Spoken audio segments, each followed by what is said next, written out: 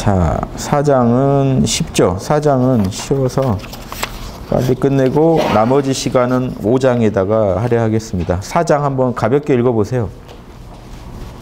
세계에 대한 가르침. 이게 삼일신고 2장에서 하느님은 무수한 세계를 만드셨다 그랬거든요. 세계.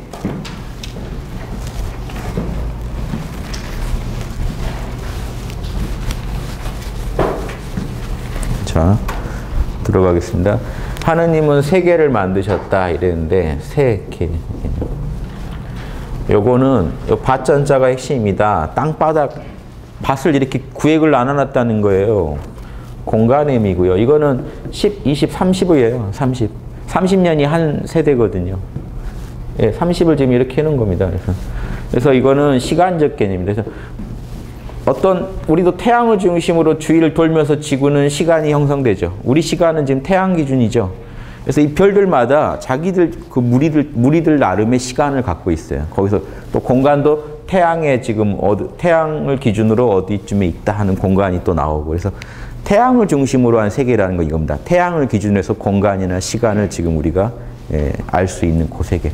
그래서 다 상대적이잖아요, 시공간은. 그래서 이 우주에는 수많은 세계가 있겠죠. 수많은 시공간이 굴러가고 있겠죠. 그래서 하느님이, 그런데 이 모든 세계를도요, 다 하느님이 만드셨다. 인격적인 하느님이 아닙니다. 인간이 이걸 계산해서 만드는 걸 상상하시면 안 돼요. 그래서 그게 아니라 이 우주의 초의식, 인격이 아닌 초의식에서 거기서 에너지가 작동이 일어나서 그 에너지가 지수화풍이나, 인도에서는 지수화풍, 서양과 인도에서는 지수화풍으로 많이 보죠. 이쪽에서는 오행으로, 금목수화 토로 에너지가 각각의 특성을 가지고 굴러가는 중에 뭉쳐서 땅도 되고 공기도 되고 해가지고 지금 우리가 사는 땅도 만들어지고 대기권도 형성되고 또 대기권 밖에 또 공간이 펼쳐지고 이렇게 만들어졌다. 이게 이제 하느님이 세계를 만드셨다 하는 내용인데, 4장에서 세계훈, 세계에 대한 가르침 이렇게 해놨을 때는 그 2장의 세계에 대해서 더 풀어놓으신 거예요. 그러니까 1, 2, 3장에서 중요한 스토리가 끝났고 4장은 2장에서 나오는 세계에 대해서 풀어준 거고요. 5장은요. 3장에서 나온 성통공환이라는 개념을 풀어준 겁니다. 어떻게 우리가 본성과 통하고 공덕을 완수할 것인가, 그 부분을 더 풀어준 겁니다. 그래서 재밌죠. 5장인데 딱 이렇게 동양에서 중시한 건 특히 우리나라에서 3과 5라는 숫자를 중시했거든요. 3, 천지인, 5, 오행. 그러니까 이 지금 3일신고도 1, 2, 3편이 천지인에 해당되는 1, 2, 3편이 또 하나의 완결성을 가지고 있고, 추가로 2장을 더 보탬으로써 또 오행의 구조도 갖고 있죠. 그래서 3과 5라는 숫자랑 연결돼 있게 3일신고가 만들어져 있다. 이것도 한번 생각해 보시고, 자, 읽어볼게요. 원문풀이 먼저 볼게요. 그대는 저 빽빽히 펼쳐져 있는 별들을 보라. 저 밤하늘의 빽빽한 별들을 보라.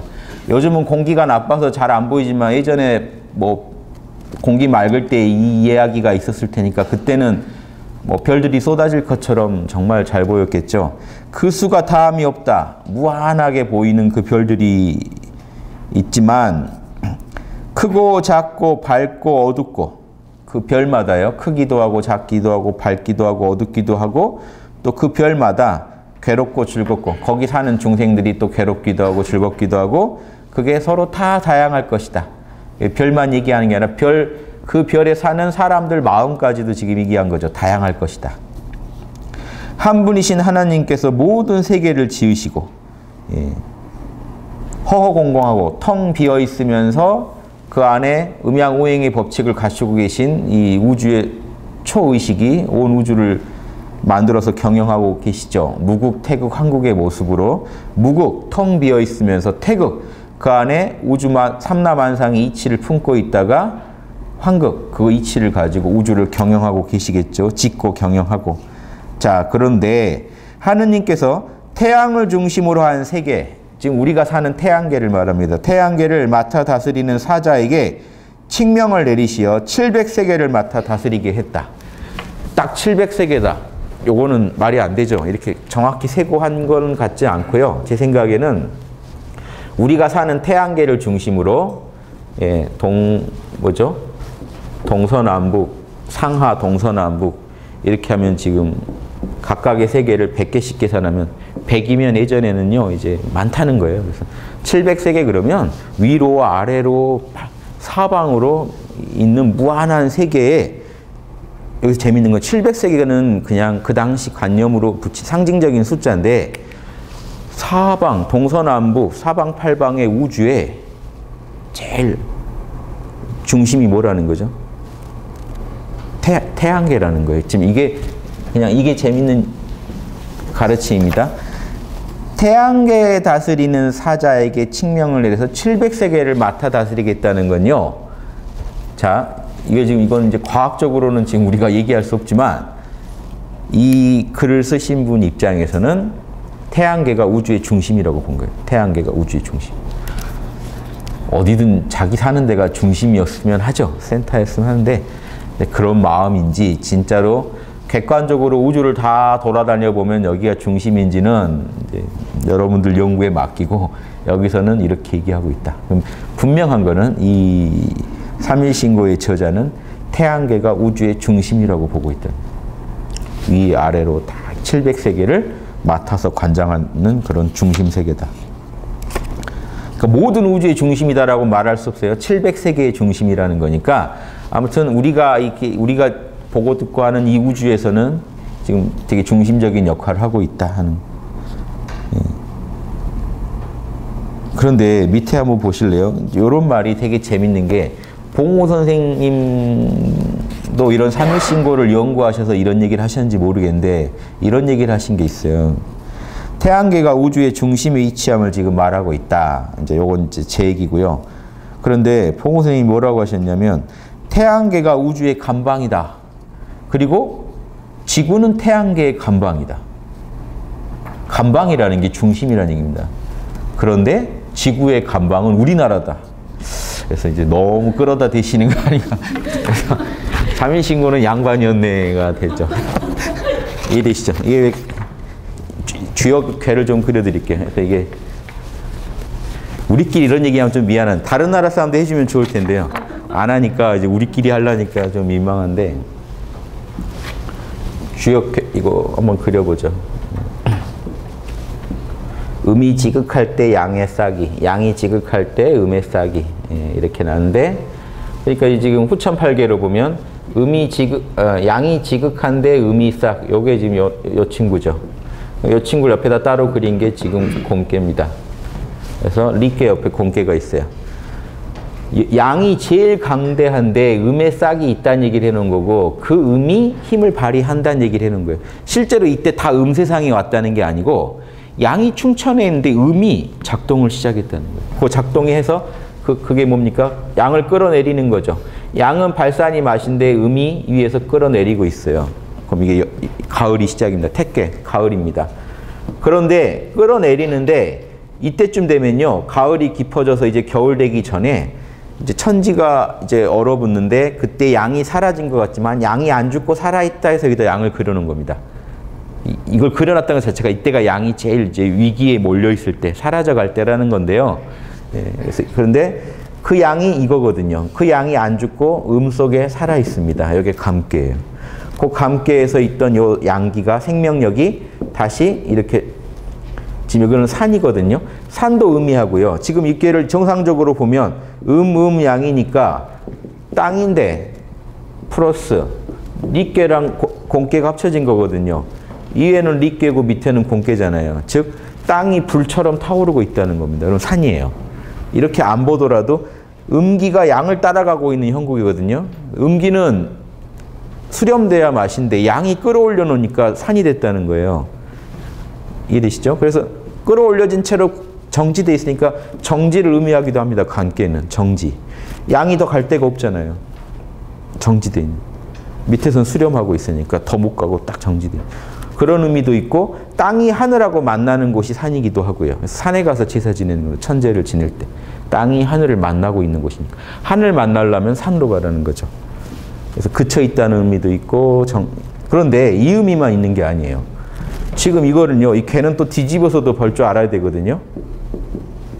음은 원래 수렴하는 게 맛이고 양은 솟아나는 게 맛이니까 요 괴는요 뒤집어서 이렇게도 볼 수 있어야 돼요. 음이 엄청 끌어내리고 있는데 양기가 치고 올라오고 있는 형국. 자, 사실상 여기에 지금 위치할 때는 이 느낌으로 온 겁니다. 산을 의미하기도 하면서 동시에 이 느낌이 주가 돼요. 왜냐? 양기가 지금 저 속에 숨어 있다가 양이 이제 저 땅 속에서 살아 올라가고 있다는 의미예요. 그래서 예, 볼견자, 이게 볼견자거든요. 반대말이 이렇게 있는 거예요. 안 보인다는 뜻이에요. 뒤집어 놨어요, 볼견자를. 이게 지금 간방 간자의 그 각골문입니다. 그래서 그럼 이건 뭘 뜻일까요? 안 보인다는 거예요. 간방이란 뜻이 간깨란 뜻이요. 간방은 안 보인다는 뜻이에요. 안 보이는데 양이 살아서 올라오고 있다. 즉 이때는 뭐겠어요? 땅 속에서 자라고 있는 상태. 생명력이 땅 속에서. 눈에 안 보여요.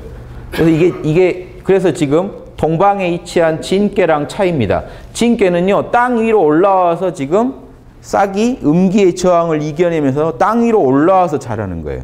눈에 보이게 된 게 진깨고요. 아직 안 보이는데 자라고 있다고 해서 이걸 간깨를 여기다 그리는 거예요. 여기가 중요하죠. 왜냐? 이때가 엄마 뱃속에 10달에 해당돼요. 밖으로 안 나왔죠, 애가. 자라고 있어요. 밖으로 나오면 진깨예요. 이때가 계절로도 언제죠? 예. 이때가 이제 부활절 할 때. 춘분이죠, 춘분. 땅 위로 만물이 싹이 땅 위로 올라온다고 부활했다고 축하할 때입니다. 크리스마스는요, 동지기념. 양이 안 죽고 살아있다고 지금 태양이 다시 길어지기 시작했다고 축하하는 때예요. 크리스마스는 원래. 자, 이 중간이 이때가 되게 엄청난 의미를 갖는 때예요. 이제 다시 자라기 시작했다는 정도가 아니라 구체적으로 생명현상이 탄생했는데 아직 밖으로는 안 보여요. 그게 밖으로 나올 때는 진깨, 봄 돼서 나와요. 그래서 이 동북방이 간방이 엄청 중요합니다. 예. 그래서 여기서 만물을 기존 사이클을 완성시키고 새 사이클을 시작하는 기점이라 가운데 토자리, 오행이 목기운, 금기운, 불기운, 물기운의 중심은 항상 토가 존재해야 되는데 이 토 중에 곤토는 음토고 간토는 양이 있으니까 양토인데 오행의 주제를 하려면 양토여야 되거든요. 그래서 간토가 8방의 제우 중에 8개가 8방의 제우라면 그 중에 한 명이 천자 노릇을 하는데 간깨가 와서 사실은 천자 노릇을 합니다. 그래서 여기서 진깨에서 손깨로 바람으로 자 양이 발산을 하는데 음의 뿌리를 두고 발산하니까 나무가 뿌리는 작은데 위로 엄청 무성하게 자라고 있는 나무를 상징하기도 하고 하늘이 원래 하늘인데 밑이 끊어졌으니까 하늘이 한 덩어리인 하늘이 지금 이 창문을 통해 들어오면서 쪼개졌죠. 바람을 의미해요. 바람. 이리저리 쪼개져서 흐르는 바람. 자, 이해되시죠? 8개가 다 이해되시죠? 간깨가 토 자리에 왔다는 거. 이거 중요합니다. 그래서 8개 중에 제일 그 주제하는 자리는 간깨예요. 그래서 간방이 동북방인데 반방은 중심이라고 하지. 중심도 동북방 제후가 천자 노릇을 하는 구조예요. 8개는. 그래서 중앙에 토가 와야 되거든요. 자, 오행으로 한번 보실래요? 오행으로 보면 더 쉬워요. 토. 이거는 리는 뭐죠? 불. 그렇죠. 여기는 이것도 토. 요놈도 토. 아, 요거는 수. 이거는 건금하고 태금이 금이고 진목하고 손목은 목이에요. 오행이. 괴 오행이 있어요. 나무 자라는 거거든요. 나무, 불, 토. 자, 화생토, 토생금, 오행상극이 그렇죠. 금생수, 수생목, 목생화. 그럼 이 토가 여기 괜히 있는 것 같잖아요. 안 그래요? 토극수, 목극토. 제가 예전에 주장했죠. 수생목이 가능하려면 물은 흘러버리기 때문에 물에서 바로 나무가 못 자라요. 수생목이 되려면 흘러버리는 수를 누가 잡아줘요?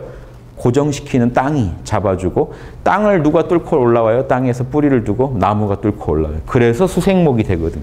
자, 8개는 오행, 상생, 상극이 다 결합되어 있는 구조입니다. 8개는 오행, 상생만도 아니고 상극만도 아니에요. 두 개를 다 그려놓은 거예요. 토가 그러니까 토의 작용이 아주 중요한 게 여름에서 가을 넘어갈 때 토작용이 중요하고 겨울에서 봄 올 때 토작용이 중요해요. 실제로 신기하게 단학을 하시면요. 배꼽이 토고 하단전이 수거든요. 여기 왼쪽 옆구리, 오른쪽 옆구리. 여기는 명치쯤 해당됩니다. 배에서 오행이. 단전호흡을 하시면 배꼽에서 기운이 이 하단전에서 배꼽을 통해서 옆으로 빠져요. 토를 거쳐서. 술을 토가 먹으면 뒤에 토를 뚫고 나무가 올라와요. 이게요, 신기하게 배에서 하단전에 기운을 보내도 배꼽에서 옆으로 치고 나가서 이렇게 돕니다. 나중에는 하나로도 도는데 신기하죠. 팔계대로 돌아요. 팔계에서 중심이 토가 동북방에 있을 제우가 천자자리에 와 있으니까 여기 왔다 가요. 요 기가 막힌 건데요. 이런 거 노벨상 탈 만한, 제가 발견했다는 게 아니라 봉호 선생님이 얘기하신 건데 제가 역학적으로 풀어본 건 이제 제가 풀어본 거지만 요 궤도를 강조해 주시고, 이게 중국 도경에 이미 다 있어요. 진각종에 가면 지금 이렇게 합니다. 진각종에서 이렇게 외요. 예, 이렇게죠. 진각종에서 이렇게 외요. 여기 목근역. 옴마니 밤매 흠. 옴 배꼽을 짚습니다. 마 손을 짚으면서 하라고 돼 있으니 밤매 흠에서 이렇게 그려놓고. 신기하죠. 예, 그래서 옴마니 밤매. 이게 성명규지라는 중국 도교책의 진각종 이전에 중국 도교책에 다 이 궤도 그대로 그려져 있어요. 이거를 제가 팔계랑 같이 주역이랑 연구하다 보니까 토가 확실히 주인 노릇을 하는구나 하는 거를 몸에서도 확인할 수 있더라는 거죠. 재밌죠? 이게 그냥 관념적 얘기가 아니라는 거예요. 실제 여러분 몸에서 그렇게 일어나요. 그래서 감방이다 하면 여러분 이게 주인자리입니다. 왜 그러냐 보세요. 밖으로 활동을 드러내는 게 이건 행동대장이죠. 행동을 보세요. 실질적으로 실행한 거예요. 겨울은요. 정보예요. 이때는 움직임이 없어요. 자, 정보를 가지고 실행에 옮기게 누가 결정한 거죠? 중간에서. 이 사람이 리더예요. 이 사람 참모예요. 이 사람은 실행하는 사람. 이 사람이 리더입니다. 재밌죠? 그래서 대학에서도 이 여기에 해당되는 게 경물치지예요. 경물치지는 뭐죠? 정보입니다. 여기 지금 이 진계부터는 뭐죠? 실행이 일어난 거죠. 여기는 지금 실행이 일어난 거니까 이거는요. 예, 정심, 실제 감정상에서 감정작용이 일어난 거예요. 그럼 여기는 뭐에 해당되죠? 중간에 감방은? 감방은요. 예, 의지에 해당돼요. 의지는 어떻게 관리하라고 돼 있죠? 대학에? 성의. 왜 의지가 중요한지 아세요? 의지는요. 지성과 감성 중간에 있어요. 아는 것을 실천에 옮기는 힘이 의지예요. 그래서 만약에 의지작용이 성실하지 않으면 어떻게 되죠? 자, 성실하다는 거는 말을 이룬다는 거죠. 의지작용이 지금 경물치지는 말이죠. 정심은 성이죠. 중간에서 말을 실천으로 옮기는 의지작용이 없으면 현실화가 안 돼요. 그래서 감방에 해당되는 저 자리에다가 성의 자리에, 의지 자리에다가 의지는 정성스러워야 된다라고 했어요. 근데 기가 막힌 거는 주역 개사전을 보시면 공자님이 감방은 말이 이루어지는 자리다라고 써놨어요. 주역 개사전. 감방은 말이 이루어지는 자리다. 대학까지 다 연결되지 않으세요? 감방은 겨울에 말로만 있던 게 봄의 행동으로 이어지게 하는 자리이기 때문에 그런 자리다. 그러면서 또 이 말을 해요. 공자님이 감방은 시작과 끝을 맺는 자리다. 달을 세면요. 여기가 자월이거든요. 자. 그럼 감방이 축월과 인월이에요. 자축인 묘. 춘분 때가 묘월이에요. 그러면 축은 음력 12월, 자는 음력 11월, 이는 정월이에요. 음력 1월. 요게 한 사이클을 끝내고 다른 사이클을 시작하는 자리이기 때문에 감방은 성시 성종의 자리다. 그 감방이 아무튼 주제자란 얘기예요. 감방이 주제. 그리고 궤상도요. 보세요. 궤도 양이 위에 있고 음이 밑에서 딱 받쳐주고 있는 형국이에요. 양은 홀수죠. 음은 짝수죠. 그러니까 맞죠. 그래서 남자 절 한 번 할 때 여자 두 번 하고 그러잖아요. 동양에서 이런 음양 오행 법칙 따라서 이제 음양의 법칙 따라 그렇게 하는데 이 궤 자체가 양이 하나가 있고 음이 둘이 있으면서 음이 양을 따르고 있는 형국의 리더십을 정확히 구현한 그 모습을 하고 있어요. 그래서 간께는 그런 께다. 그런데 또 재밌는 거는 간께는 뭘 의미해요? 산이요. 그럼 이 근처에서 산 하면 뭐죠? 백두산이요. 그래서 백두산이 간방이다. 백두산 쪽에서 뭐가 나온다. 자, 기존 선천 문명을 마무리 짓고 새로 시작할 문명의 아이디어를 내놔야 돼요. 간방에서. 이거 못 내놓으면요. 진방이 지금 중국 쪽에 해당되거든요. 진방에서 뭐가 못 나옵니다. 아이디어는, 자, 이게 과거에 일어난 일 보여드릴까요? 과거에 지금 한자 가지고 말 많죠. 한자의 아이디어를 누가 냈을까요? 간방에서 낸 거예요. 동이족인 은나라가 한자의 각골문이라는 한자의 원형 아이디어를 제시했습니다. 그래서 중국에서 그게 들어가서 어떻게 됐죠? 다듬어져서 부풀려지고 다듬어지고 이것만 했어요. 지금 한자 가지고요. 중국 거다라고 말하시면 안 돼요. 공동작업이기 때문에. 동이족이 아이디어 되고 중국에서 그거를 지금 우리가 쓰는 한자로 다듬어서 바꾼 거예요. 각골문을 보시면 더 이해가 쉬워요. 지금 바꾸면서 중국이 변형시키면서 각골문을 좀 이상하게 변형시켜가지고 원형을 잃어버리게 한 게 많아요. 지금 각골문 사전 안 보면요. 이 글자의 원형이 뭔지 모를 한자들 많아요. 자, 하지만 중요한 거는 원형은 여기서 제시했다. 자, 중국은요. 지금도요. 부풀린 짝퉁을 정말 잘 만들죠. 금방 베끼고 다 따라해버려요. 기술력은 끝내줍니다만 원천 아이디어는 어디서 나와야 된다고요? 간방이에요. 주역에 그렇게 돼 있습니다. 원천적 아이디어는 간방에서 나올 거다. 그게 부풀려서 퍼지기는 진방에서 나올 거다. 세상 밖으로 화려하게 보이기는 진방에서 보이지만 언제 원래 생겼다? 엄마 뱃속에서 이미 생명이 자라고 있다. 그 자리가 간방이다. 그래서 그 간방이, 그러니까 사람들이 그러면 우리나라는 계속 아이디어만 되고 중국에서 재미 보는군요. 그게 아니라, 그러니까 옛날 우리나라 어른들이 간방에서 아이디어 내고 중국 들어가서 중원에서 정치한 거예요. 그게 은나라부터 요순 은나라가 다 중원 땅 가가지고 정치한, 동이족이 내려가서 했던 거라고요, 원래. 그러니까 지금 중국 이북은 우리랑 DNA, 아니, 중국 그 양자강 이북은요, 우리랑 DNA 거의 같아요. 거의 다 동이족들이에요. 중국이니까 중국 쪽이다라고 하면 안 되는 게, 거기도 섞여 있는데 지금 우리가 이렇게 딱 잘라서 나눌 수가 없어요. 그냥 같은 뿌리에 나온 사람들이 중국에서 많이 활약을 했기 때문에 거기서 또 나라 만든 게 지금 중국이에요. 도올 선생 차이나 하는 도올 보니까 아무튼 그분도 그런 감각을 가지고 얘기하시는 것 같아요. 지금 담벼락이 갈라져 있고 자기들끼리 중화민족이라는 신화를 만들어 놨기 때문에 그것도 하나 만들어 버리니까 우리랑 지금 친해질 수 없는 부분이 있죠. 아니, 예전에 같은 형제지간이었는데 갑자기 옆집에서 이상한 신화를 만들어서 다른 집 식구들이랑 막 합치더니 우리는 원래 다른 종족이다 하고, 그럼 이게 우리만 형제라고 해도 우리가 구차해지고 뭔가 애매해져 버린 거죠. 그런 관계지 원래 DNA 조사하면 거기 지금 다 왔다 갔다 하면서 살던 데인데요. 옛날부터. 저는 그래서 둘러보지 않습니다. 지금 중국이 이루는 성과도요. 저는 혈통적으로 따지고 들어가면요. 우리 예전 동이족들이 거기서 다 힘을 쓰고 머리 쓰고 해가지고 만들어가는 역사라고 봅니다. 그래서 저는 다른 남의 역사로 안 봐요. 근데 이번에 차이나는 도를 보니까 김용옥 선생도 뭔가 그걸 이렇게 하나로 이렇게 보시려고 하는 것 같더라고요. 중국의 역사도 고구려 패러다임으로 막 풀려고 하시던데 그게 그런 원인 때문에 그렇습니다. 좀 알고 보면 그게 남으로 볼 수가 없어요. 다 연결돼 있기 때문에. 우리 형제, 사촌 다 그런 사이들의 이야기예요, 지금. 그러니까 우리도 좀 그거를 중국이 악용하려고 해요. 근데 문제는 그걸 아니까 중국이 고구려 백제 신라도 다 원래 우리 중국이었잖아라는 개념으로 와요. 그건 아니죠. 지금 중국이 우리를 먹으려는 논리로 그걸 쓰면 안 되죠. 우리 원래 뿌리가 같았잖아 정도 얘기하고 말아야지. 더 들어가면 안 되죠.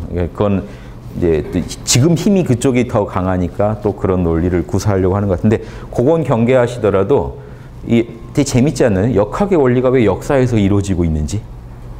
이거 이상한 얘기예요. 우주 돌아가는 원리니까 역사 속에서도 그게 이루어진다라고 예전 어른들은 쉽게 생각했는데 우리가 볼 때는 그게 쉽게 받아들여지지는 않으실 건데 한번 연구를 해보자는 거죠. 이런 자료를 가지고 연구를 하면서 진짜로 그런지 연구하시는데 제가 자료로 제시합니다. 그래서 그러니까 지금 간방 얘기하려다 여기까지 왔는데 또 개벽 얘기죠. 왜 자꾸 우리나라에서 개벽 떠드는지 아세요? 이것 때문에 그래요. 사명감을 갖고 있는 거예요, 지금. 자기도 모르게. 우리나라 사람들은. 간방, 이건 우리가 해야 될 일이거든요.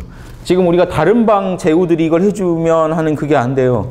간방이 우리나라고요. 진방 쪽이 지금 중국이고, 이쪽 선방이 일본이나 이쪽입니다. 동남아시아. 이쪽 뜨거운 데가 여기 인도고요. 이쪽이 아프리카예요. 땅 넓은데. 이쪽 차가운데 이게 서양, 유럽까지 다 태방에 쳐요. 예. 여기 물이 바이칼을 의미합니다. 꼭 중국 기준이 아니에요. 예전 어른들이 볼 때 중국인 여기가 없어요. 동이족들이 다 중국 들어가서 나라 세우고 살았는데 중국 땅 기준 아닙니까? 그게 아니에요. 예전 어른들한테는. 이런 원리 때문에 오히려 중국 땅, 지금 중국 땅에 들어가서 활발하게 활동하신 거죠. 바이칼, 생명수죠. 지구의 생명수로 바이칼 자리가 여기입니다. 그래서 바이칼 자리를 중심으로 쭉 계산해 보면 지금 이쪽은 저쪽 러시아 쪽이죠. 추운 나라 이렇게 해서 지구를 보면서 지금 다른 나라가 해줄 수 있는 역할이 아니라 지금 기존 선천 문명의 총정리 12월 달에 해당되는 총정리 그리고 정월에 해당되는 새로운 문명의 스타트 이거 누가 해주냐 이거죠. 그럼 뭘 해야 되느냐? 선천 문명을 다 알아야 돼요. 우리가 그동안 인류가 그동안 이뤄낸 지혜는 다 연구해야 돼요. 그래서 그 중에 정수를 뽑아서 딱 하나로 만들어야 돼요. 그래야 실천이 되죠. 실천 강령을 만들어주면 새 문명이 스타트하는 겁니다. 그래서 성시성종, 시작과 끝을 만들어주는 존재가. 그 자리가 리더라니까요, 회사에서. 참모들은요, 별의별 얘기 다 할 수 있죠. 지휘관이, 리더가 뭘 결정해야 돼? 그 말 중에 뭐를 하고 뭘 안 할 건지를 결정해야 돼. 그래서 뭘 하겠다는 의지를 드러내주면 밑에서 실행이 일어납니다. 근데 뭘 명령을 안 해주면 다양한 올라온 의견을 가지고는 아무것도 못 움직이죠. 지구는 지금 못 움직이고 있다니까요. 간방에서 지금 우리 한민족이 뭘 해야 되는지 아시겠죠? 선천 문명을 종합해서 양심이라는 걸로 하나로 꿰뚫어서 양심합시다 하고 얘기해서 새로운 문명의 원형을 제시해주면 전 세계가 양심으로 다시 움직이게 돼 있습니다. 이건 우리가 억지로 하는 게 아니라 자연의 결이 그러니까 그 결을 타고 하자는 거죠. 그럼 우리도 좋고 우리도 우리 사명을 다했으니까 좋고 남들도 그 혜택을 같이 누리니까 모두 좋은 일이잖아요. 사명감 좀 생기세요? 예. 그래서 그 한자 막 가지고 서로 또 한자 가지고도 또 싸우고 있죠. 소모전을. 아까 그 얘기는 안 했네요. 남녀노소 뭐 진보 동과서 지역의 문제 나아가서 이제 언어 가지고도요. 한자 전용이냐 한자 혼용이냐 가지고 한자를 섞어서 쓰시면요. 저도 싫어요. 제가 한문 번역해서 먹고 한자 번역해서 한자 나오면 짜증나요. 저도 보다가 한글과 한자가 섞여 있다. 못 읽습니다. 이게 스트레스를 받게 돼 있어요. 한자를 늘 접하는 저도 그런데요. 거기에 편할 양반 없어요. 지금 몇 분들은 아니고는. 예, 제가 볼 때 한자를 이렇게 한글처럼 지금 섞어 쓰자 이거는 그건 아닌 것 같고요. 한글 전용으로 가되 제발. 그런데 또 한글 전용하는 분들은요. 우려되는 주장을 자꾸 하시는 한문을 없애버렸으면 하시더라고요. 한자를 없애버렸으면. 우리나라 언어에서 빼버렸으면 하시는데 많은 언어가 한자어로 돼 있고요. 그거 가로 열고 한자 좀 써주는 게 큰일 나는 거 아니거든요. 그래서 제 책을 보세요. 저도 웬만하면 한글인데 요거는 한자 없으면 좀 헷갈리시겠다는 건 한자 씁니다. 그냥 그렇게 쓰세요. 이거 가지고 싸우실 정력이면요. 좀 건설적인 얘기를 하셨으면 좋겠어요. 이게 뭐라고. 본인들의 어떤 편견과 욕심이 붙은 거 아니면 이렇게 싸울 일이 아닙니다. 애초에. 한글 쓰시고 한글 전용이라 하더라도 한자의 그 정도 병기까지도 거부하고 막 그러시는 건 아닌 것 같아요. 근데 제가 볼 때 우려하는 거는 우려스러운 부분 한글 주장하는 분들은 한자랑 무슨 아주 그 불구대천의 원수다라고 의식을 갖고 계신 게 있어요. 그러실 필요 없습니다. 한자 배우기 어렵지 않냐? 제가 한자 교실 강의 올려드릴 테니까 무상으로 유튜브에서 공짜로 보시고 그냥 공부하세요. 전 항상 대안을 제시해 드리면서 얘기합니다.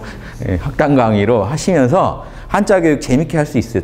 그럼 어떻게 하면 재밌냐? 나라에서 시험 보지 마세요. 그럼 재밌어져요. 그래서 문화에서 재밌게 가르치고 나라에서 시험 안 보면 되죠. 왜냐 시험 보겠다 그러면 이제 그 애들은 이제 어머니가 제시하는 한자 선생님 만나서 막 이제 한자 외워야 되잖아요. 저는 그렇게 할 필요는 없고 재밌게 한자 했으면 이제 저도 막 천자문 강요당해서 외웠더니요. 막 하늘천 하면 끝까지 가 있어요. 리듬 타면서. 중간에 글자를 딱 짚으면 모릅니다. 그러니까 그 리듬 속에서 아는 거지. 그것도 저한테 도움은 됐지만 그 한자 번역할 사람 아니면 그렇게 할 필요는 없잖아요. 저는 오히려 재밌게 연구하면요. 한자를 훨씬 더 잘 이해하실걸요. 제가 한 번씩 강의 때 한자 풀이해드리면 머리에 박히지 않나요? 그 정도만 아시면 돼요. 지금 기초 한자 1800자 그 정도 아시면요. 예, 활용하시는데 좋고 일본 가도 글자를 읽어냅니다. 한자 조금만 알면 일본 가서도 중국 가도 간자라고 해도요. 보면 대충 보여요. 간자라는 게 막 만드는 게 아니고 예전 한자에 초서나 약으로 쓰던 거를 갖다가 지금 해놓은 거거든요. 예, 대충 유추가 가능해요. 아주 정확치는 않더라도. 그리고 이게 기본적인 한자는 쓰면 서로 알아보니까 대만 가면 지금 우리랑 똑같이 정자 쓰고 있고 이게요 몇 개 안 되는 한자 몇 개 알아둔 게요 얼마나 이렇게 활용도가 높고 우리나라 옛날 말 선조들 말 하나도 못 알아듣습니다. 한자 모르시면. 그것도 아는 사람만 알면 되지 않냐 할 수 있지만 그래도요 몇 자만 알면 어마어마한 효용이 있는데 최소 비용이 최대 효과 뽑을 수 있는 게 한자예요. 제가 봐서. 그리고 또 한글 전용하는 분들이 이거 한글 전용 안 하면 세종대왕이 막 통탄하신다. 세종대왕은 국한문 혼용 쓰신 분입니다. 그러니까 거기 갖다 붙이지 마세요. 세종대왕은. 세종대왕 때 만들어진 그 글이 다 국한문 한글로도 하고 한문 그 함자 없애고 한글 쓰겠다고 만드신 분은 아니란 말이에요. 그러니까 그거는 아니고 세종대왕의 취지는 원래 한자랑 한글 잘 쓰는 거예요. 그러니까 그거 가지고 싸우지 마시고 다만 막 한문만 가지고 써놓고 알아서 읽어라 이거는 아닌 것 같아요. 제 강의 들으신 분들 이 정도만 그냥 상식적으로 이해하시면 좋을 것 같습니다. 여기에다 더 공을 쏟아 부으시는 거는 제가 볼 때는 소모전이에요. 이거 가지고. 예. 저는 그것도 좀 기회 되면 얘기합니다. 그것도 반대입니다. 김영옥 선생님하고 그 부인분이 만든 CK 시스템 중국어를 자꾸 그걸로 표기하는 거. 강의 때 보니까 본인도 그냥 한문 쓰시던데.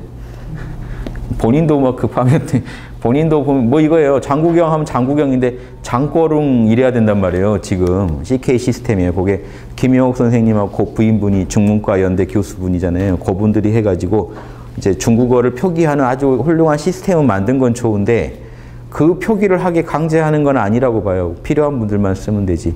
그래서 신의 혁명 이후는 이름들은 그걸로 쓰는 걸 기본으로 하니까 지금 신문이나 이런 데 갑자기 다 낯선 사람이 됩니다. 알던 사람이 다 모르겠어요. 그렇게 쓰면요. 여러분 한자 조금만 알면 정보 흡수해서 어마어마하게 유용한데 그걸로 한번 막아버리면요. 다 막혀버려요. 일본 이름들 보면 정말 안 외워지듯이 중국 이름들도 다 막아놨더라고요. 전 그거 안 했으면 좋겠어요. 필요한 사람만 쓰게.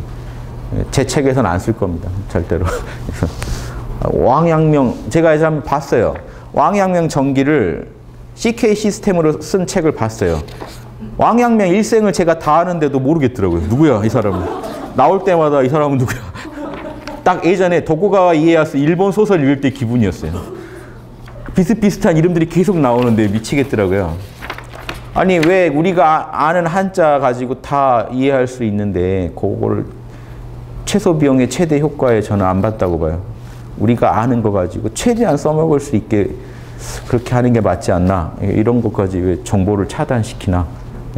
한자 조금만 알면요. 어마어마하게 유용하게 쓸 수 있습니다. 좀 저는 그래서 그걸 막는 것들을 좀 막았으면 하는 그런 제도나 이런 거를 좀 보완했으면 하는 마음입니다. 자, 감방이 뭔 의미가 있죠? 지금 밑에 박스에 태양계는 우주의 감방이라는 걸 말한다. 밑에 박스 있죠. 지구는 또한 태양계의 감방이다. 지구는 또한 태양계의 감방이다.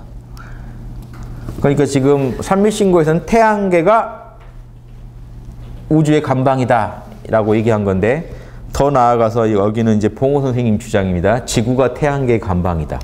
즉 뭐죠? 태양계의 문명을요 업그레이드 시키는 주체가 지구라는 거죠. 지구가 업그레이드 되면서 태양계 전체가 업그레이드되는 되게 중요한 역할을 하고 있다. 간방의 의미가 그겁니다. 성시성정. 기존 걸 끝내고 새로운 걸 시작하는 자리예요. 주제하는 자리이면서. 그러면 지구의 간방은 만주와 한반도다. 여기서 새 문명을 내놔야 지구 전체 문명이 바뀐다는 거예요. 왜 만주랑 한반도인지 아시겠죠? 개벽의 주체가. 외국에서 바꿔서는요, 지구 전체가 바뀌지 않는다는 거예요. 그래서 저는 예전 생각에는 가장 모든 문명이 충돌하고 만나는 뉴욕 같은 데서 뭔가 변화가 일어나야지 전 세계가 따라가지, 한반도에서 뭘 내놨다고 우리 지구가 따라간다고? 그래서 의혹이 있었어요. 그런데 한류 퍼지는 걸 보면 한국인이 하면 전 세계가 따라하는 그 힘이 있다는 걸 확인했어요. 중국이 한다고 전 세계가 따라하진 않죠. 그거 신기한 겁니다. 한국인한테 특이한 재능이 있는 겁니다. 한국인이 하면 같이 해보고 싶고 따라 해보고 싶고 더 고급 문화 같고, 그 힘이 있는 곳에서 영성 문화를 퍼뜨려 버리면 전 세계로 퍼질 겁니다. 또 한국인은 정말 남을 가르치길 좋아해요. 한국인들한테 질문 한번 했다가는 설명충이라 그러죠. 쫙 설명. 그리고 묻지 말 걸 하게 1절만 하지 계속. 자, 이런 재능이 교사로서의 좋은 재능이죠. 그래서 남의 속도 잘 꿰뚫어보고 설명도 잘해주고 설명하는데 지치지도 않고 희열까지 느끼는 그런 분들이 보살도에 아주 준비된 분들이 있기 때문에 제가 봐서 한국이 문화 수준만 한번 높여본다면 간방 역할 충분히 해낼 거라고 확신합니다. 그래서 다른 나라 돌아오지 말고, 일단 다른 나라가 우리보다 더 적합한 나라 있더라도 안 하니까, 지금 양심 문화 전 세계에 퍼뜨리겠다는 그런 곳은 없잖아요. 우리가 해보자는 거예요. 자기들끼리는 잘 살지 몰라도 그 문화를 가지고 전 세계에 영향을 주지는 않는단 말이에요. 우리가 한번 해보자 하는 겁니다. 우리가 한번 해서 지구 전체를 들쑤시고 다니면서 한번 양심 세상 한번 만들어보자. 이런 어떤 힘이 있고 그런 이치가 있다. 이 정도만 말씀드리겠습니다. 그래서 환웅께서, 하느님이 내려올 때 어디로 내려와요? 태백산. 지금 우리가 장백산이나 백두산이라고 하는 조금 다릅니다. 장백산, 백두산 하면 지금은 같이 쓰지만 예전에는 장백산맥이 있고 또 백두산이 있잖아요. 아무튼 그 근방에 내려오셨다는 거죠. 정확히 어딘지는 모르죠, 우리가. 지구의 변화는 곧 우주의 변화의 시작이 될 수 있다. 자, 이렇게 볼 때 우리나라가 변하면 어떻게 돼요? 지구가 변하고, 지구가 변하면요, 우주 문명이 한번 업그레이드 될 수도 있다는 거예요. 이런 발상을 갖고 계시더라고요, 보무 선생님이. 그래서 참 광호하시다, 저 어르신은. 제가 뵀을 때만 해도 나이가 지금 90 넘으셨을 때 뵀는데도 아무튼 그런 큰 원이 있으셨어요. 지구 문명에서 지금 우리 한반도에서 난 불씨가 온 우주를 환하게 밝힐 것이다, 이런 발상인데 다 이 원리의 근거에서 얘기하시다. 우주가 지금 지구 때문에 발전을 못하고 있다, 이렇게 얘기할 수도 있죠. 문명 수준이 못 높아지는 게 지구인들 때문에 문명 수준이 못 높아진다, 이렇게 얘기할 수도 있어요. 그럼 지구가 안 높아지는 건요, 지구 문명 수준이 한국인 때문이에요. 한국인이 마음 고쳐먹으면 지구가 변하고 제일 꼴통이란 얘기가 아니고요. 아무튼 그런 힘을 갖고 있다는 거죠. 지구가 변하면 우주도 변할 수 있다. 이 사장은 얘기하면서도 좀 뻘쭘하네요. 아무튼 이런 얘기 앞뒤랑 이게 어떻게 이해될지 연결돼서 이게 이 내용을 안 할 수는 없으니까 제가 말씀드립니다. 그래서 지구에서 홍익인간의 보살도가 발흥하면 영계를 포함한 온 우주를 밝힐 수도 있을 것이다. 뭐 영계가 별건가요? 다 사람 사는 데죠. 영계 별거로 생각하지 마세요. 사람 사는 데요. 사람 사는 데는 다 그 문화의 영향을 받겠죠. 이렇게 생각하면 어마어마하지 않나요? 지금 여러분 때문에 영계까지 지금 힘들어하고 있다는 걸 아셔야 돼요. 우리 한 명 한 명이 각성하면 이 온 우주를, 불교식으로 말하면 3계를 한번 바로잡을 수도 있다는 거예요. 엄청난 얘기죠. 우주 문명의 진보는 바로 이 땅에서 시작됩니다. 이 말 한번 해보고 싶었는데 여기까지 가면 막 신흥 종교 같기도 하고 하시겠지만 저는 아주 자명한 어떤 체험과 그 이론에 기반해서 말씀드립니다. 이게 가능하다, 제 생각입니다. 자, 이게 지금 우리가 사명으로 삼아야 할 게 이거예요. 지금 여기서 싸우고 계시면 안 된다고요. 한국인들끼리 서로 소모전하고 계시면 안 돼요. 패 갈라가지고. 이거 할 연구를 하셔야 돼요. 전 세계가 지금 우리가 싸우고 있는 동안 전 세계의 문명은 계속 더 타락하면 타락했지 나아질 일이 없다는 거 아닙니까? 그 사명감을 가지셔야죠. 한국이요. 하나의 회사처럼 국민 전체가 하나의 어떤 사명감과 비전을 가져야 된다고 생각해요. 양심이라는 어떤 핵심 가치를 가지고 전 인류의 문명을 업그레이드 시키겠다. 그 안에서 한국도 다른 나라도 모두 발전해서 물질문명과 정신문명의 조화를 이룬 사회를 만들어 보자. 한국인들이 이 정도를 각오를 하셔야 지금 개벽을 감당할 준비가 돼 있지 않나. 한국인들이요, 이 준비 안 돼 있으면 개벽 안 될 겁니다. 제가 다른 나라에서도 안 될 것 같아요. 지금 서양이 패권을 쥔지, 미국이 패권을 쥔지 지금 얼마가 됐습니까? 유럽이 세계의 패권을 가져간 지 얼마가 됐고, 중국으로부터 뺏어서 전 세계, 서양의 전 세계를 누비고 다닌 지 얼마나 됐습니까? 그런데 지금 양심하자는 거 합니까? 그쪽이? 그런 주장합니까? 자기들끼리는 잘 살지 몰라도 전 세계에다 양심하자고 합니까? 전 세계를 양심으로 인도합니까? 이런 거 다 연결되어 있는 얘기이기 때문에 지금 우리가 이 얘기는요. 우리가 안 하면 아무도 안 할 거란 얘기예요. 제가 항상 주장하지만 우리나라에서도 우리가 아니면 아무도 안 할 것 같아서 학당이 들고 나온 겁니다. 우리나라의 감방은 학당이 되면 좋겠죠. 그러면 지금 그럼 학당 책임 아닙니까? 온 우주가 지금 힘든 거는. 이런 각오를 좀 가지시라는 거예요. 그럼 잠이 오시겠어요? 자다가도 아이고 나 때문에 지금 전 우주가 힘들구나. 그 마음으로 한 번 더 명상하시고 한 번 더 양심 분석하시고. 지금 우리나라 국민들은요 이거 해야 돼요. 뭐 지금 먹고 살기 힘들다 뭐다 다 떠나서 이걸 해줘야 지구 전체가 살고 우리도 살아요. 그러면 우리는 얼마나 또 한국 이 한 업적 때문에 전 세계로부터 대접받을까요? 우리가 원하건 원치 않건 간에. 그럼 우리 자손 후대 당당하게 전 세계에서 그런 이 문명의 선진국 사람으로서 또 대접받을 거 아닙니까?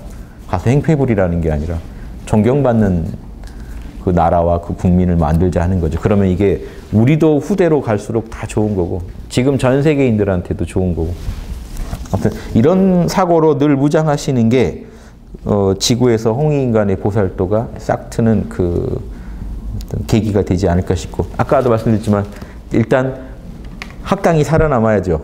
양심 주장하는 단체, 꼭 학당이 아니라도 양심 주장한 단체가 먼저 살아남아야 되고 그게 안 망할 정도가 되면 한국이 그 양심 주장하는 국가로서 견고해지면 좋겠고 그 한국이라는 그 감방 때문에 감방의 역할을 해주는 그 나라 때문에 지구 전체가 변화하게 만들자는 거죠. 그럼 지구 전체가 보살의 별이 되면 어떻게 돼요? 그럼 다른 우주까지 영향이. 그때는 아마 UFO가 지구에 착륙할지 몰라요. 이제 좀 대화가 통하게 됐구나 하고. 그 전에 UFO가 있더라도 안 내려올 것 같아요. 내려오면 바로 다 털릴 겁니다. UFO. 바로 사기당해서 지구인들한테 털릴 거예요. 사단 없는 사람들하고 자꾸 얘기하면 털리거든요. 피해보거든요. 여기 문화가 성숙되지 않으면 지구건 우주건 좋을 일은 없다. UFO가 있건 말건 간에 아무튼 이게 핵심입니다. 그래서 제가 예전에 양심 캠프 할 때 지구에 보살들이 우글거리는 그런 곳이 지구가 그런 곳이 됐으면 좋겠다라고 얘기했어요. 그랬더니 누가 트위터에 그거 올려놓고 그냥 웃음 표시만 계속 해놓고 참 황당한 사람들이 있네. 우리나라에 별 사람 다 있네. 막 이런 시각으로 보신 것 같은데 남이 그러면 그렇게 보일 수 있지만 저는 진지하죠. 그래서 제가 생을 걸고 하는 제가 사명으로 삼는 일이기도 하고 그래서 남 돌아오지 말고 우리가 하면 돼요. 남 돌아오지 마세요. 그래서 지금 우리가 하면 되지. 아니 방법도 알겠다 뭐 다 아는데 왜 못해요? 방법이 안 나오고 길이 안 보이면 남을 돌아보는 게 맞은데 하면 되잖아요. 지금 뭐 양심 모를 거 있습니까? 하시면 되는 일. 저는 그렇게 생각합니다. 자, 그대가 사는 이 지구를 스스로 크다고 여길 것이나 하나의 구슬과 같은 세계일 뿐이다. 그런데 그 구슬이요. 그 구슬과 같은 이 지구가 어떻게 그러면 이게 지금 성경의 창세기 같은 지금 내용을 다뤄요. 그 구슬이 구슬이 어떻게 변해왔느냐. 가운데 불이 진동을 일으켜. 저 속에 속불이 있다는 겁니다. 속에 왜 그러냐면요. 이게 역학의 이치상 보세요. 진깨, 이 진깨가 중요한데요. 생명체가 살려면요. 이 진깨가 지금 간깨도 진깨랑 모양이 같잖아요. 간깨를 뒤집으면. 그래서 간깨건 진깨건 양기가 음을 뚫고 올라오는 이 생명력이 있어야 생명체가 삽니다. 지구가 땅덩어리인데 이 땅덩어리는 차갑죠. 속에서요. 양기가 차갑고 얼어붙고 이 견고한 딱딱해져 있는 이 기운을 뚫고 부드럽고 생명을 살리는 기운이 치고 올라와야 돼요. 그게 지금 상징하는 게 불입니다. 불이 속에서 데펴야 전체가 따뜻해지면서 사람 살 곳이 된다는 거예요. 그래서 속불이 진동을 일으켜서 진동을 일으킨다는 것도 지금 이 진깨가 뭐죠? 벼락이에요, 벼락. 근데 벼락이 뭐냐면요.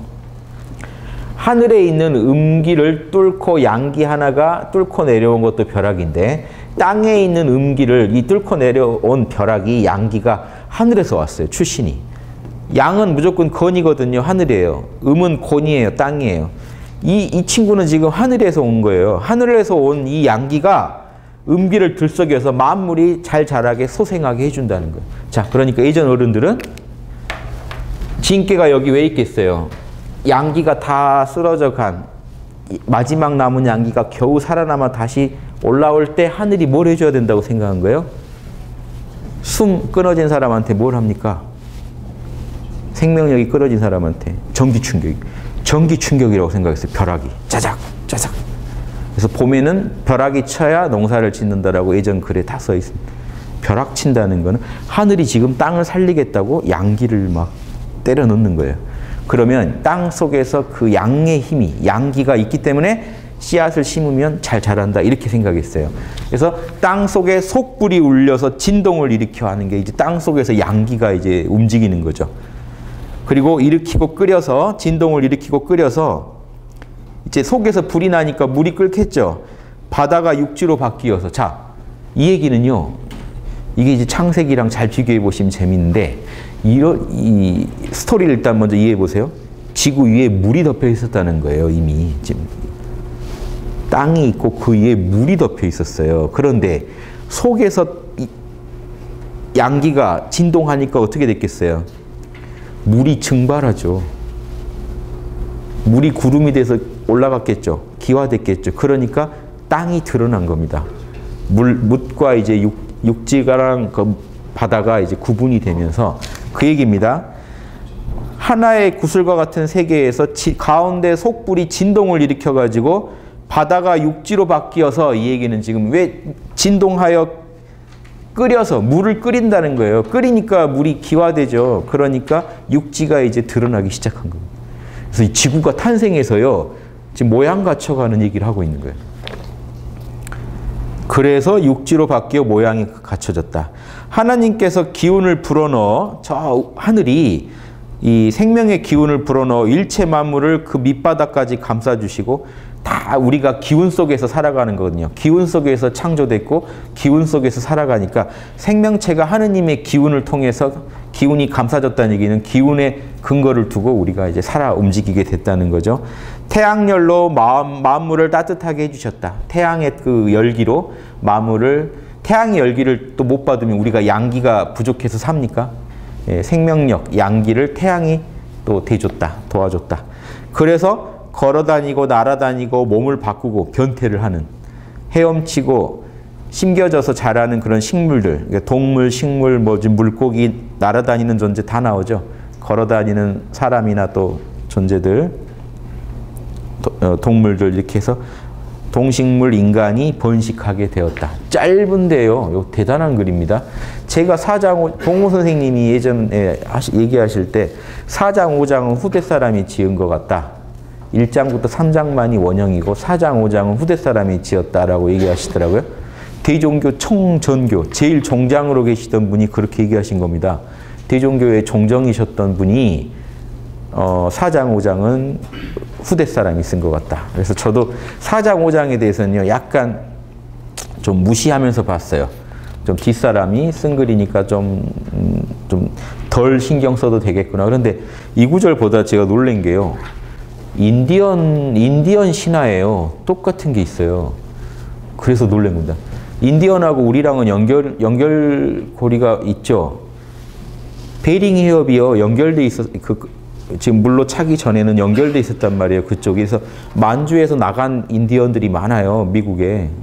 지금 미국 땅까지. 예. 그래서 실제로 그 인디언들이 어디서 왔냐 추적하면 한반도 만주 땅에서 출발했다 하는 걸 기억하고 있는 그런 부족도 있단 말이에요. 연결돼 있다가 물이 끊어져요. 거기서 건너는 기록을 갖고 있는 인디언 부족도 있습니다. 그래서 그 건널 때 물이 들어차는 거예요. 그래서 이미 그 부족들은 알고 있더라고요. 그 기록을 보면. 저쪽, 거길 건너가면 저쪽에는 엄청난 또 다른 또 살기 좋은 곳이 있다. 그래서 그 말 듣고 갔다가 보니까 그 부족이 들어갈 때는 이제 물이 차기 시작하니까 끈을 던져서 묶고 수영을 잘하는 사람이 물이 이미 좀 찬 거예요. 이미 그때는. 건너가서 저쪽 돌에다가 묶어주면 이제 노약자까지 다 그 밧줄 붙잡고 건너가고 이런 식으로. 그래서 가니까 아메리카 대륙에 도달했다 하는 그 기록이 아메리카 대륙에 있는 인디언 부족의 기록에 있어요. 구슬로 이제 내려오던 거를 누가 이제 그 후손들이 문헌화한 게 있어요. 그 정도로 연결되어 있는데요. 재밌는 게 그런 인디언의 그럼 신화를 또 연구해 볼 필요가 있는데 3.1신고랑 똑같은 내용들이 너무 많아요. 그래서 제가 3.1신고를 그냥 단순한 후대글로 못 보는 이유가 이거예요. 이거는 대종교 나올 때쯤에 누가 쓴 글일 수도 있잖아요. 한단국이 주장하는 분들은 그 전부터 있었다고 하지만 그 자료가 지금 엄밀하게 조사된 건 아니니까 확인받은 건 아니니까 그런데 제가 지금 딱 이런 모습의 3.1신고는 아니더라도 원형이 있었다라고 밖에 생각할 수 없는 이유가 인디언들의 가르침 안에 똑같아요. 우주의 한 분이신 신한테 경배드린다. 그분의 뜻에 맞게 살려고 노력하자. 맞춰보면 3.1신고랑 유사한 내용들이 똑같이 있고 거기에 인디언 신화에 뭐라고 되어 있냐면 처음에 물밖에 없었는데 뜨거워지면서 증발해가지고 묻이 드러난 뒤에 생명체들이 안착을 못하다가 이제 땅에 찾아서 안착을 하게 됐다. 이 내용들이 그대로 있는 걸 보고 3.1신고가 달리 보이더라고요. 꼭 인디언들의 종교 사상과 잘 합쳐서 보시면 좋아요. 인디언의 복음이라는 책이 있어요. 그 책 보시면 이런 내용 다 있습니다. 예전에 절판됐을지 모르겠는데 예전에 저도 샀던 책인데 그래서 거기랑 3.1신고를 보면요. 3.1신고가 달리 보여요. 지금 한문으로 돼 있다는 느낌도 안 들고 그거를 보고 이거를 보면요. 아주 원초적으로 내려오던 신화로 보여요. 또 신화이자 가르침. 신화적 모습을 하고 그 안에 그 진리를 이렇게 설파했던 그런 내용들이 아닌가 이렇게 보입니다. 예. 지금 여기까지 이야기 됐고요. 자, 한글로 한번 풀어볼게요. 팽우연은 빼시고요. 제가 이 부분을 안 바꿨네요. 팽우연은 빼시고 그대는 저 빽빽이 펼쳐져 있는 별들을 보라. 그 수가 다함이 없다. 크기도 하고 작기도 하며 밝기도 하고 어둡기도 하고 괴롭기도 하고 즐겁기도 하여 각 별들마다 사정이 서로 같지가 않다. 한 분이신 하느님께서 일체의 세계를 지으시고 제가 우리말만 읽어도 이해하실 수 있게 풀어놓은 겁니다. 태양을 중심으로 하는 세계인 태양계를 맡아 다스리는 사자에게 칙명을 내리시어 온 우주를 가득 채운 온갖 세계를 700세계란 말을 안 썼어요. 제가 딱 700이다라는 말에 또 우리가 또 막히게 되니까 온 우주를 가득 채운 온갖 세계를 맡아 다스리도록 하셨다. 그대는 그대가 사는 이 지구를 스스로 크다고 여길 것이다. 그러나 예전 원시인들한테 지구를 넘어선 얘기를 하면 이건 어려운 얘기죠. 그런데 이제 얘기를 이렇게 하신 거죠. 그러나 하나의 구슬과 같은 세계일 뿐이다. 지구가 온통 물로 뒤덮여서 만물의 형상을 표현할 길이 없었는데 물만 있으면요, 이 무태 살아가는 식물이나 동물, 인간을 못 만들어내잖아요. 못 표현하잖아요. 그런데 지구의 속불이 진동을 일으키고 물을 끓여가지고 바닷물이 공기 중으로 증발하면서 육지가 드러나서 만물의 형상이 생겨날 수 있었다. 하느님께서 기운을 불어넣어 주시어 일체 만물을 그 밑바닥까지 기운으로 감싸 주시었다. 만물이 살아가는 건 기운 덕에 살아간다는 겁니다. 기운 덕에. 식물도 기운 덕에 자라는 거고, 예. 동물도 그 기운을 가지고 사는 거고 인간도 마찬가지고. 그러면 그 땅은 기운 아닌가요? 땅 속에도 기운이 있으니까 땅이 만물을 다 또 살려주죠. 자, 하느님을 닮은 태양은 태양 얘기가 나왔잖아요. 태양의 열로 만물을 따뜻하게 해주셨다 하는 그 얘기를요 더 풀어서 하느님을 닮은 유형의 하느님이라고 하죠. 태양은 예전에 어느 민족이나 태양을 숭배했습니다. 고대에는 태양만한 존재가 없어요. 밤새 추위에 떨었을 때 아침에 살려주는 건 태양이거든요. 캄캄한데 길을 제시해 주는 건 태양이거든요. 그래서 자연에서 발견할 수 있는 유형의 하느님이죠. 그러니까 하느님을 닮은 태양은, 그래서 천부경에서도 뭐라고 하죠? 우리의 본심은, 우리의 근원적인 마음은 태양처럼 광명하다 하잖아요. 자, 하느님을 닮은 태양은 빛으로 만물을 밝혀주시고, 여기는 하느님의 삼위신과 앞에서 뭐라고 했죠? 하느님은 대덕, 대해, 대력이 있다.